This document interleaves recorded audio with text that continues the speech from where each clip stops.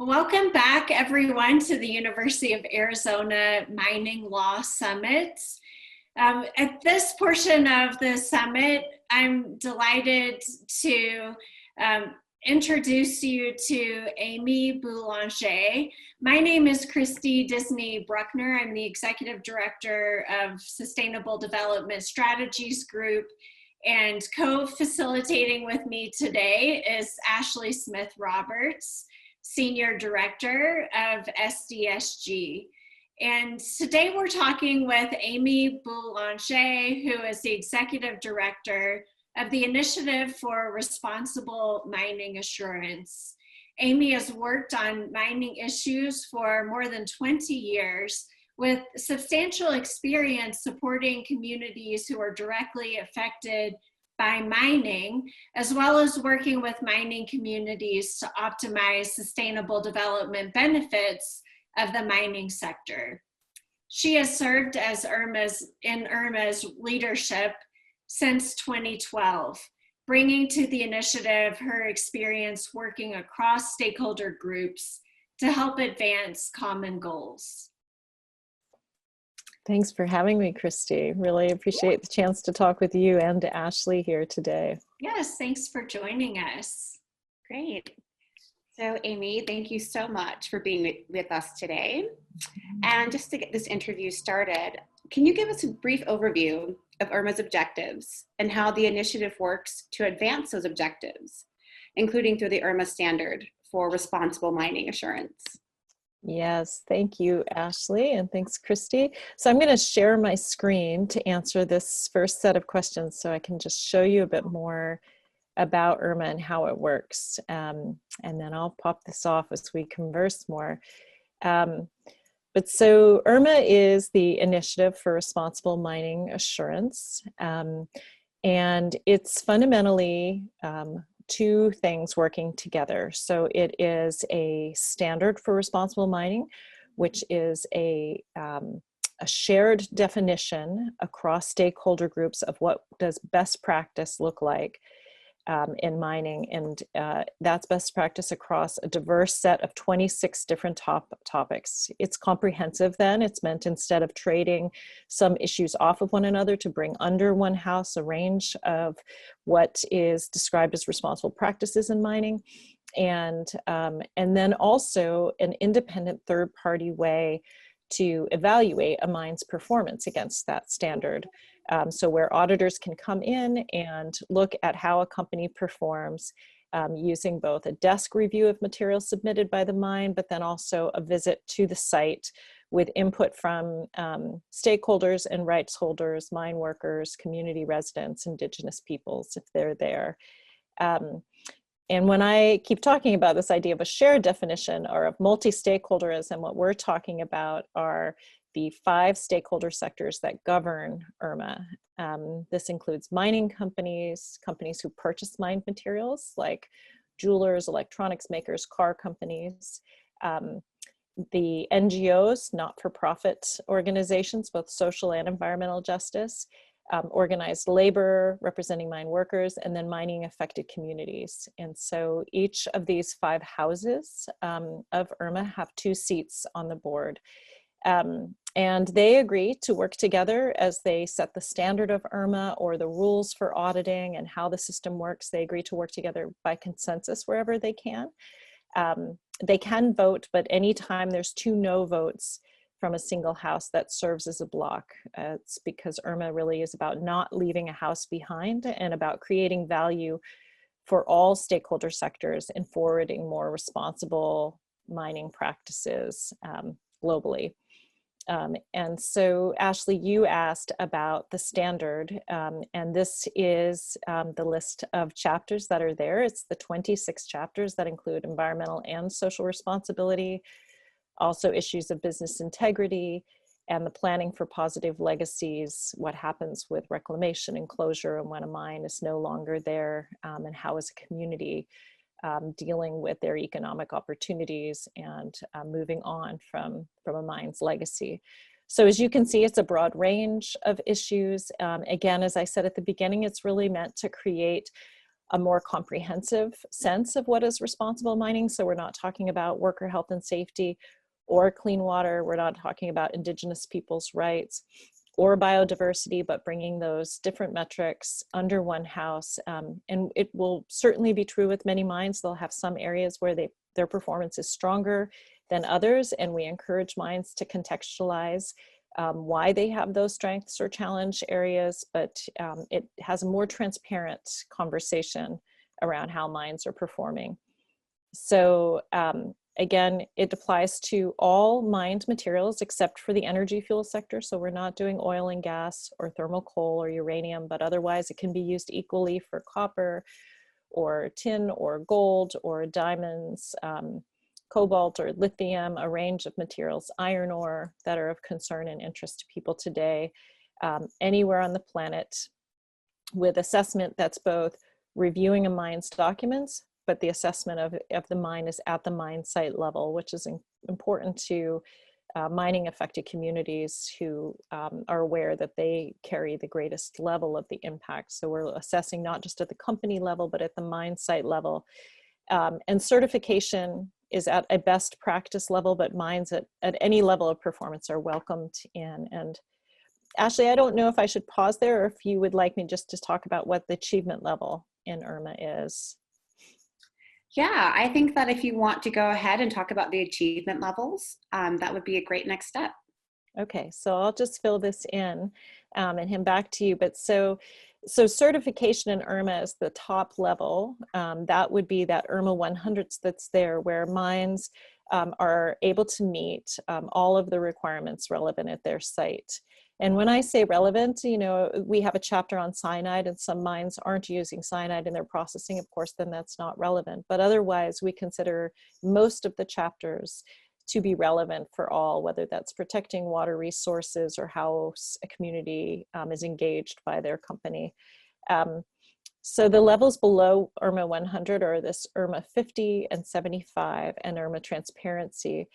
The transparency is simply for any mine, no matter where it is in its journey toward greater environmental and social responsibility, can be audited against the IRMA standard and just simply share their score. And this can be a way for a mine who, even though they may not be at the 50 or the 75 level, they can show places where they have their strengths, where they have their challenges, and increase a more authentic and verified performance conversation with their investors, purchasers, the community around them, and others. At the 50 and the 75 level, that's a performance level achievements. So this is where mines are meeting 50% in each of the four main areas of the standard that I covered, or higher, or the 75 and higher. And on those, the mine needs to include in that 50 or 75%, 40 critical requirements that in order to get those achievement levels. So it's both a percentage and to make sure you haven't missed those ones that include issues like human rights and no child labor and the protection of water resources, the engagement of the community. But those are the other achievement levels that are there. So we really welcome mines at any level in their journey to come in, show how they're performing now, contextualize the challenges they have as well as the things they're proud of. It's an opportunity for mines at any level to get recognition for what they feel like they already do well, and then also speak to their intentions to improve over time. So why don't I stop there and hand back to you then, Ashley. Great, thank you so much for that. So Amy, this seminar is focused on community impacts and sustainable development. What key actions does IRMA require companies to take to advance community engagement and community participation throughout a mining project? Well, great question. You know, on the community level, I'm going to hit a couple of these things that are on this slide, and then things aren't here too, but actually I'll go back a couple slides and just show you in the IRMA standard, you can see that first of all, a mine itself is being asked to engage with its community.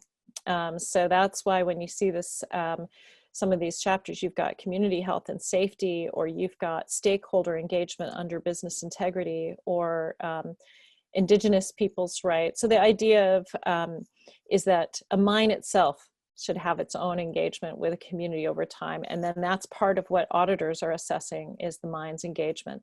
But then once a mine comes into IRMA review, IRMA does a public noticing of an audit before it happens, and then a community and workers are encouraged to speak directly with auditors. They're given safe space to do so that they can give their own sense of the community's perspective on the mine. And then the mine audit, after it's gone through, also becomes a transparent document that the community can review, as well as mines, purchasers, investors, and others. So, and to go forward a little bit, I mean, one thing that's also important is when I talked about earlier the houses that govern IRMA, is that IRMA's governance also means that we are fundamentally in our own system accountable to communities who've been directly impacted by mining. And so it's to create value and accountability and credibility for communities, as well as for a mine who wants to increase their market value by distinguishing themselves out in the market.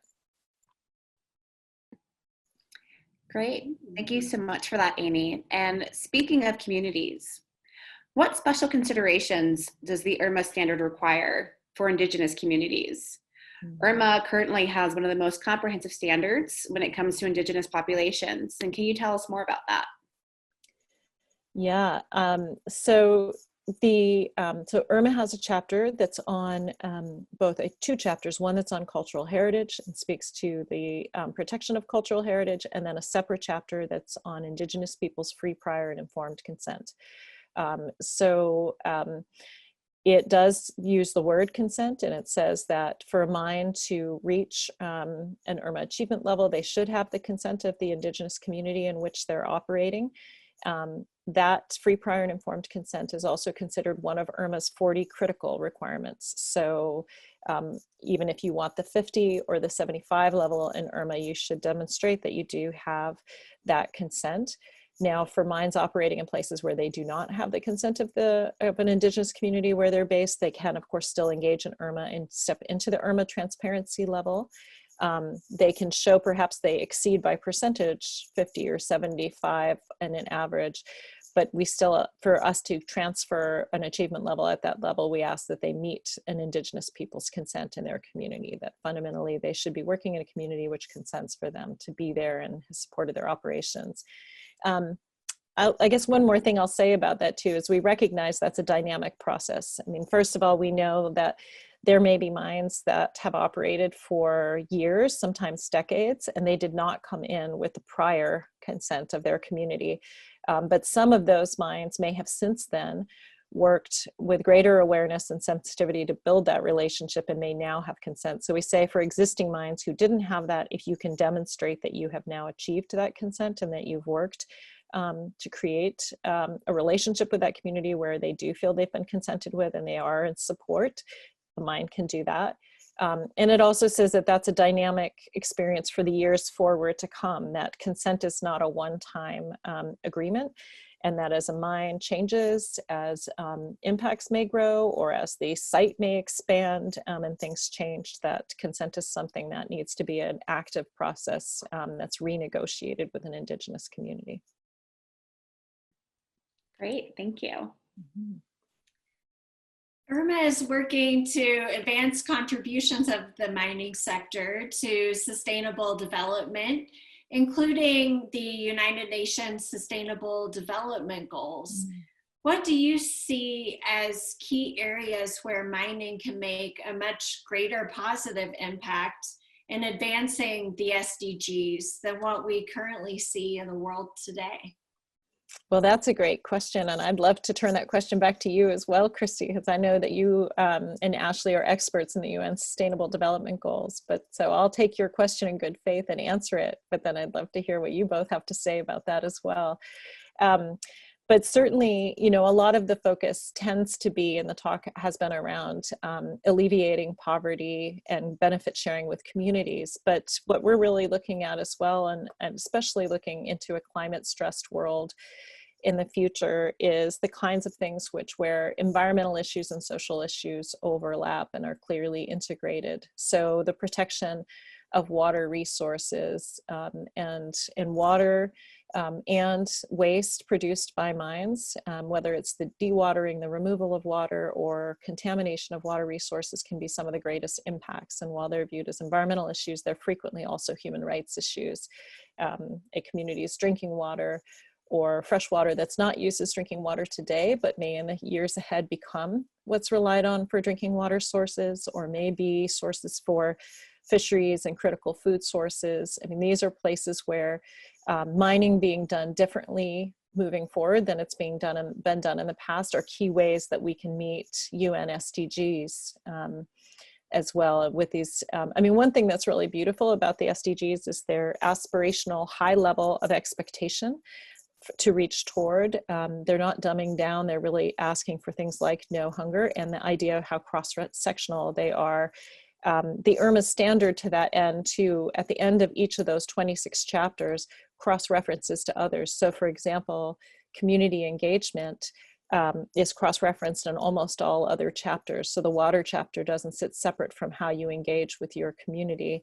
And I think that cross-sectoral focus is so key in the SDGs as well. But I'd love to hear what the two of you have to say too about SDGs and what you think about IRMA and that role too.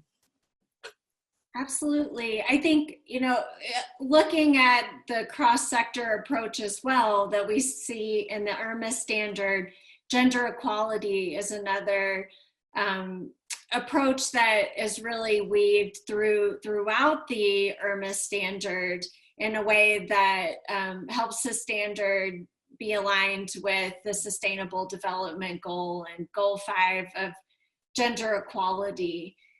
We see a lot of opportunity for mining companies to do even more through community benefit sharing agreements and undertakings on issues that a particular community and its unique needs may need more special attention to. So, there's no cookie cutter approach across every community in the world, but a company and community might work together to see that there should be more emphasis on sustainable agriculture, for example, and how benefits are shared in the model of a mine. This could also come into play in climate mitigation and adaptation. How can a mine be developed in a way that mitigates greenhouse gas emissions?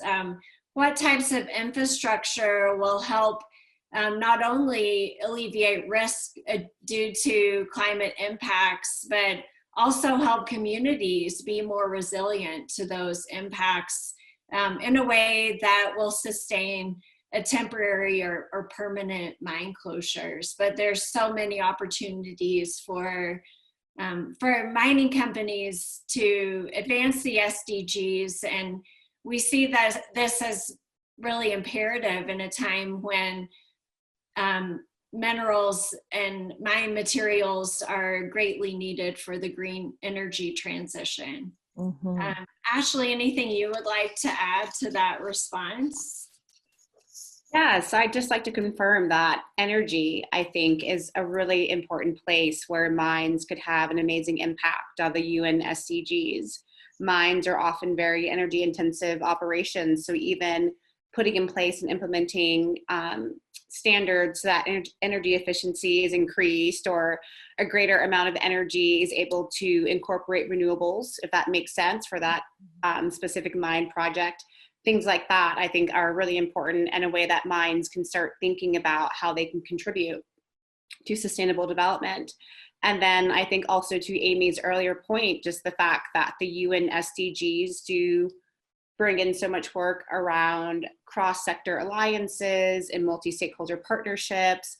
I think that's a really important element where mines can make sure that they are engaging in these multi-stakeholder processes so that we're all working together to align the world more with sustainable development. So, yeah. Those are great inputs, and springing off from what you both brought up on that too, that we are required by our own charters that we will evaluate and revise the IRMA standard every few years, because of our definitions of what best practice is in this space will continue to evolve over years.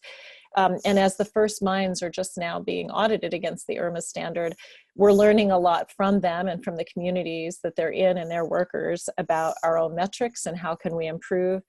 And so a couple of the chapters where I know we're already taking a good look at for next year's revision, one is around gender equality. Right now we deal with gender as we deal with a number of other issues where you can have disproportionate impact or vulnerability. That includes, the issues of youth, people with disabilities, cultural minorities. But there's a question of, should we draw out gender into its own chapter? Because of the significance of the issues there, by doing so, do we minimize the impacts to the other groups I've just mentioned? Or better highlight them? Right now, as you said, it's integrated throughout the standard, and we're really asking, is that the best way to deal with it? So we'll really look forward to others helping us decide on that. But similarly, our chapter on greenhouse gas emissions, passed in 2018, version of the current standard that's live, represented what could be agreed between the mining industry sector and purchasers and civil society, NGOs and others at that time. But already the world has outpaced that, we believe, and that we'll be visiting that chapter again with a greater sense of expectations and targets for greenhouse gas emissions.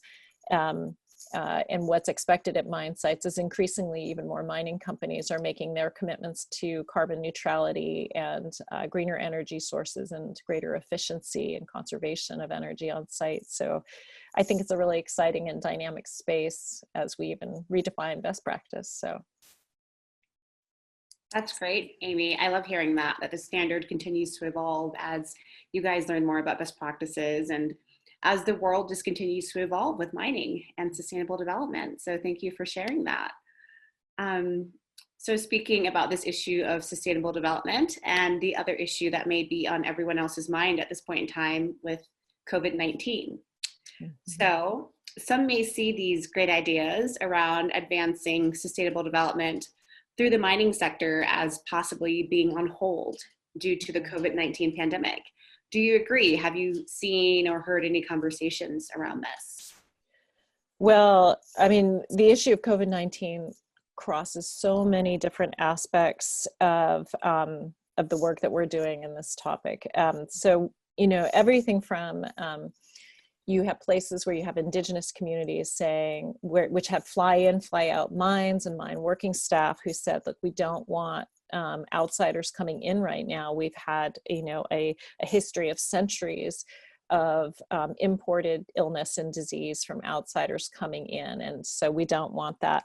And you can understand that fear in a sense of walling themselves off to protect themselves from imported illness. And then you also have labor unions who will say, look, we've got our membership is freaking out because half of them are out of work and the other half are at work, but they're afraid of getting sick at work. And of course, here we've got an illness where it's dynamic, what we know, we're learning in real time. And so are workers protected because the bus that takes people from point A to B has half of its usual capacity? The truth is we don't really know yet. Does that protect you? Does it not protect you? We're learning in real time, and that is incredibly challenging for mining affected communities and the workforce in mines. And certainly there is a sense among some that this is not a time where we're going to talk about environmental and social responsibility, because responsible practices are a luxury conversation, and we're in bare survival mode right now. And I think when the COVID shutdowns initially began back in March and April, there was some of that sense, and certainly some sectors have been hit more painfully than others, and certainly some communities have suffered disproportionately. But I think even in those, what we're seeing is that this is not a luxury conversation. There's a sense that the businesses that come out of this and the communities who can sustain themselves out of this hard time will be those who are most resilient. And in the business community, resilience will be built on environmental and social responsibility as part of the DNA of that company. You know, for the companies who already had a rich dialogue with their community, who already had emergency planning in place, who already had active communication with their communities, it was that much easier for them to speak directly to their workers in the community when COVID happened. And you'll see a number of them say that you know, that IRMA's expectations around community health and safety, as well as worker health and safety, and those stakeholder engagement were the right structure for them to have a conversation on a whole set of issues we couldn't have foreseen, like COVID-19.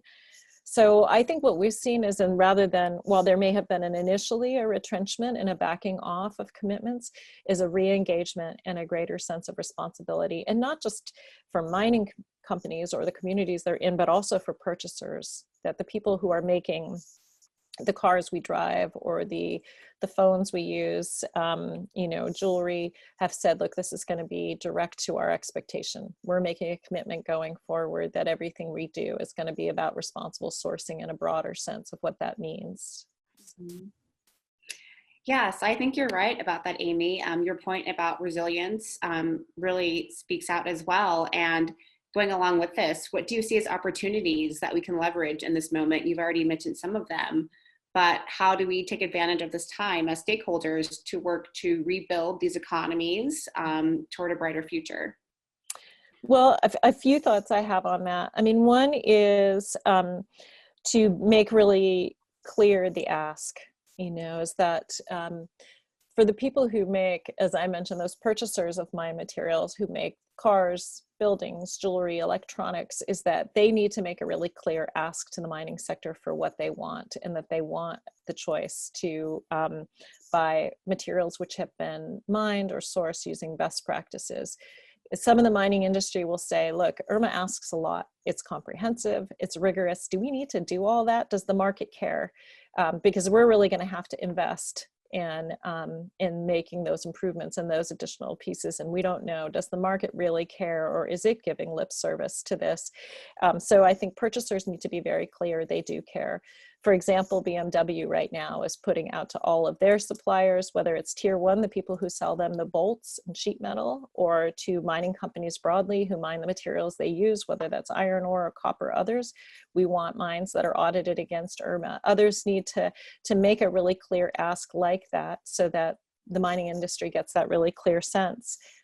I think the other thing to your question on that, Ashley, too, is that looking forward is to not trade issues off of one another. You know, I spoke to that at the beginning, is that even when I speak to groups right now about the idea of greenhouse gas emissions and what it means, you know, mining happening in a world that needs to make an essential a green energy transition, is that we not look just at the greenhouse gas emissions chapter in IRMA, that it's at the mine level. Yes, it's worthy to try to reduce our emissions and our energy use there, but we don't want to talk about that at the expense of talking about cultural heritage or clean water, or the management of waste when it's putting communities at a direct human rights risk for their health and safety.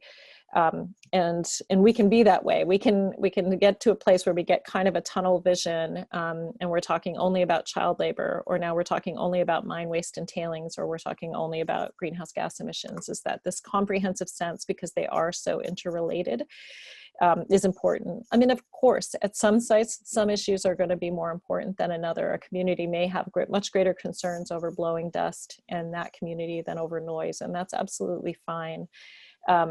But we want to be careful not to create the fad issues of the day that really minimize what may be some of the greatest impacts there. And I think that will be part of it, is that we tend to want a short list because a short list is easy for any of us to focus on.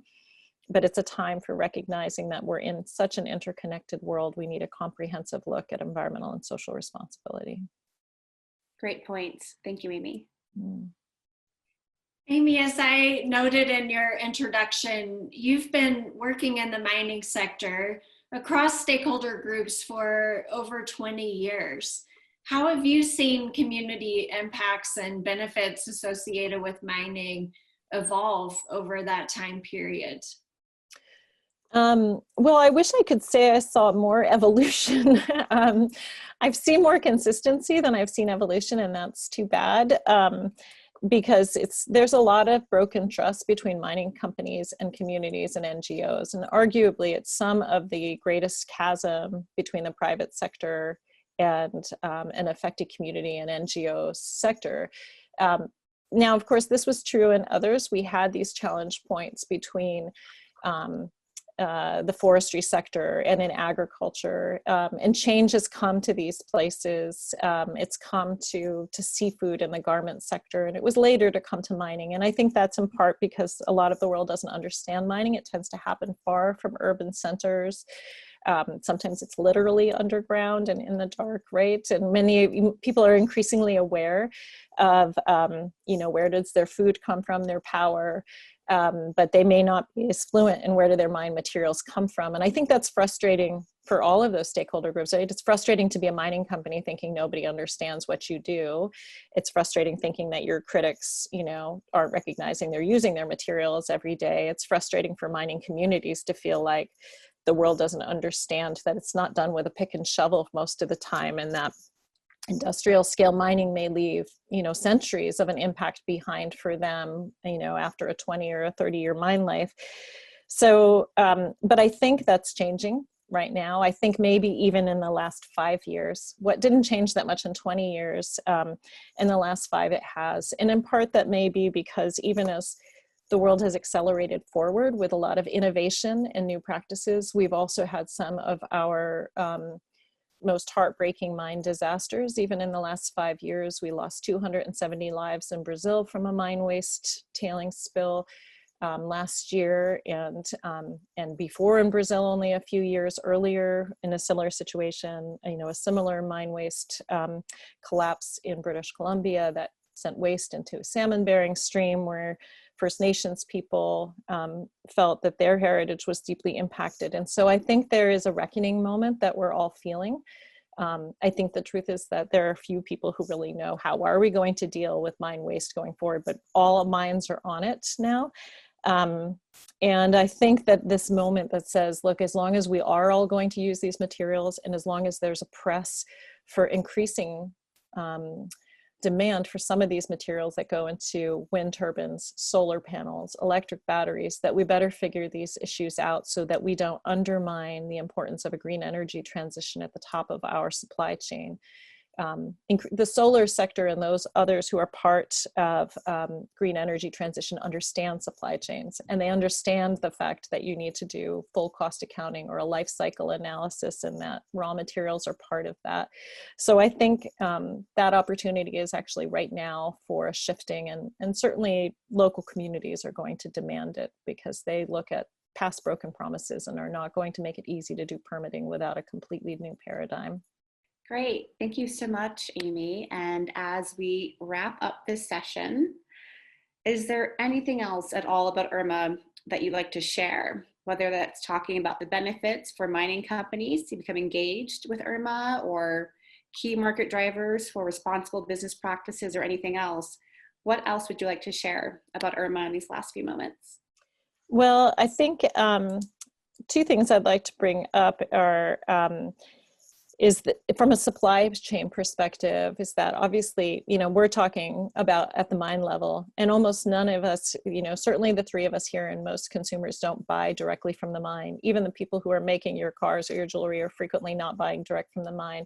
So we're building both cooperations and chain of custody agreements so that you can track the value of materials that have been audited against IRMA at the mine level through the supply chain, and make sure that there's value and accountability at each of those places. And we're crafting agreements with other systems like Responsible Steel, for example, which is looking at the steel sector, but they don't do mining. They're going to source from other mining standards and to their, while they then look at the processing. But we also have a smelting and refining substandard for those who aren't in something like Responsible Steel. So again, you can really take the value of environmental and social responsibility there and walk it, if you will, all the way through the chain to the end. And I guess I'd say the other thing is, for any who are of your participants who are listening, the value of IRMA is directly respondent to and accountable to those who engage. And, you know, all stakeholder sectors should have a voice into IRMA, and we should be accountable to all. That's what makes it work and makes it special. And so we'd love to hear from any on whether or not it's the metrics. Are we asking the wrong question for the way to measure performance? Are there improvements we can make into how we audit it, to the capacity building and support for mines or for communities to know how to use this as a tool? We'd really love to hear from diverse stakeholders about how this tool can be used for those who are already out there doing the work, regardless of what stakeholder sector they're in. Thank you so much for your time, for the extraordinary work that you and your colleagues at IRMA are doing, your innovative work to move us towards sustainable development. Thank you so much, and we'll close now and look forward to some Q&A from those of you participating in the chat thread. Thanks very much. Thanks, Christy. Thanks, Ashley. Thank you, everybody.